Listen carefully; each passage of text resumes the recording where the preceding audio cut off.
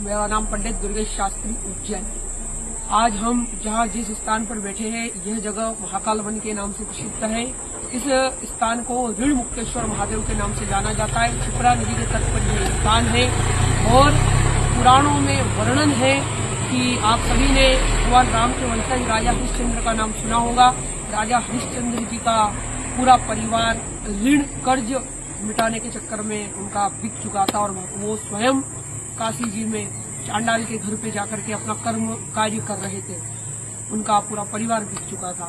जब वो थक हार कर परेशान हो जाते हैं तो उसी चांडाल के द्वारा उज्जैन महाकाल वन में आते हैं। जब महाकाल वन में आते हैं तो ये वट वृक्ष है। इस वट वृक्ष के स्थान पर वो बैठ करके भगवान महाकाल से प्रार्थना करते हैं कि मेरे जीवन में इतनी बाधाएं संकट क्यों आ रहा है, क्योंकि उनको विश्वामित्र जी ने उनसे संकल्प लिया था और इतना कर्ज उनको देना था।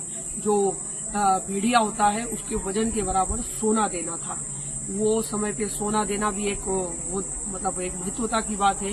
तो राजा हरिश्चंद्र यहाँ पे आते हैं और आकर के भगवान महाकाल से प्रार्थना करते हैं, थक हार जाते हैं, तपस्या करते हैं। कई समय तक उन्होंने यहाँ पर तपस्या किया। उस तपस्या के कारण शिवलिंग स्वरूप में इस वट वृक्ष के अंदर से शिवलिंग स्वरूप में ऋण मुक्तेश्वर महादेव प्रकट होते हैं। ऋण मुक्तेश्वर महादेव जब प्रकट हुए तो उनसे वर मांगा कि राजन मैं प्रसन्न हूँ आपकी भक्ति से। तो उन्होंने बोला कि मेरे जीवन में जो कर्ज है उसका सबसे पहले आप निवारण कर दीजिए, मेरा ऋण निवारण कर दीजिए। तो ऋण भी 3 प्रकार के होते हैं, मातृ ऋण, पितृ ऋण, गुरु ऋण। लेकिन यहाँ पर उनका मेन ऋण था, उसका निवारण हुआ।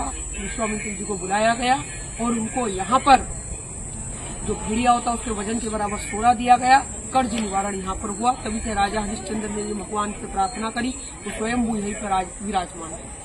कोई भी व्यक्ति शनिवार के दिन विशेष पूजा का महत्व है। यहाँ पर गुरुवार का भी विशेष पूजा का महत्व है। तो पीली पूजन, पीला दान, पीला अभिषेक होता है। अगर आप प्रति शनिवार या नित्य एक शनिवार को भी करते हैं तो आपका अवश्य आपके कर्ज निवारण हो। बोलिए ऋण मुक्तेश्वर महादेव की जय।